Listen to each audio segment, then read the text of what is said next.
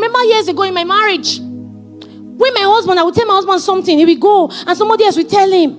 He would not come and meet me and say, sweet, I'm doing this, this person told me. I'm like, but I told you now, how is this person? I'll be so mad, I'll be angry. Something that me and you talked about, you refused to, you didn't agree, but I realized that it's pride. Because at the end of the day, what is my goal is that my husband should get the right wisdom, isn't it?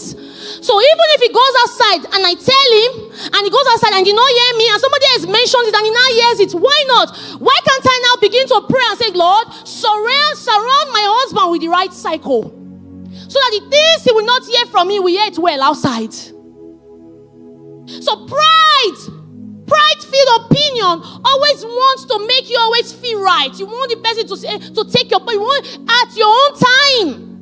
Some people fight until it's heard now. It can never be heard. Some men, I must insist.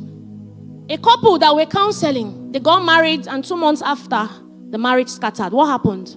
This lady, for 20-something years of her life, she was used to a dress sense. She won't wear earring. She will tie her hair even in the night. When she sees cockroach, she binds it. Every cockroach and lizard that she finds in their house is witch, and wizard. It's not her fault. It's the background, the place she was coming from.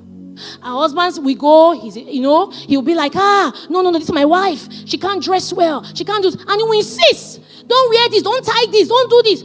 Give her a ring. The girl did not even have hole in her ear. It was that serious. Now, how do you expect somebody you met 20-something years of your life to instantly change? That's the problem. You want the change to be very fast, to be quick. When you are choosing a person, you're not just choosing a person's strength, you're choosing a person's weakness. So you must choose the weaknesses that are marriageable for you. Not all weaknesses you can marry. Why should you have the mindset so that when you get into marriage, you don't force change? When you know who you decided to choose, nobody forced you. It was not a gunpoint. So why are you forcing change? He insisted, and it was so bad. One of the things I've realized that when you begin to insist on what is right, even though it's right, you begin to compare. That's where comparison comes in. So he began to compare his wife with other ladies. He was saying, hey, don't you see that person dresses? But guy, you were in a relationship with this girl for 5-6 months. You saw her dress sense. Even on your wedding day, she didn't wear a ring. Why do you think all of it? So, you think when you exchange vows that day she will change? It doesn't happen like that. When I met my husband, thank God he's not around, so I'm the one on the mic. When I met my husband, when we were friends, the first day when we were hanging out, you know how you know somebody as your friend, then when you now transit into a relationship, the ball game is different. Your eyes are now more open to see more.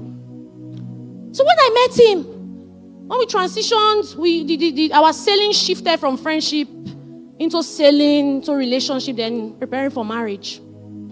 The first day was on call. And another was laughing. That's very loud. I'm like, my goodness, surely goodness and mercy shall really follow me. What have I gotten myself into? I'm not like, sweet. We're in a relationship. I'm like, sweet, how many people are you talking to? He says he's talking to his friend. And the embarrassing thing was, we're in an eatery, for goodness sake. I sent him a chat. I said, sweet, you are loud. He said, he brought it down, but the down was still loud. Then when I now went to his house, I now knew where it was coming from. When you are getting married to someone, you are getting married to the person's socialization process, the person's background. It doesn't go away. It takes time. You can imagine my husband who is talking with his friend. He's not angry. He's that loud. When he's angry, what becomes of me?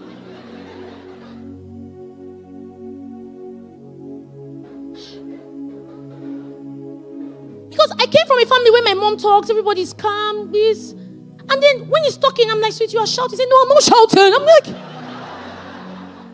but guy, you are shouting. No, I'm not shouting. That's how I talk. Hey.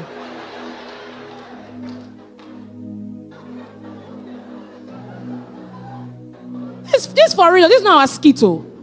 For real. I'm like, sweet, you're shouting. No, I'm not shouting. That's how I talk. Don't you know by now that that's how I talk? What can I do? 12 years. I now see his loudness as low. Because when you adapt, you no longer see the weaknesses. And when you don't see the weaknesses, the person actually changes gradually. Because acceptance brings patience.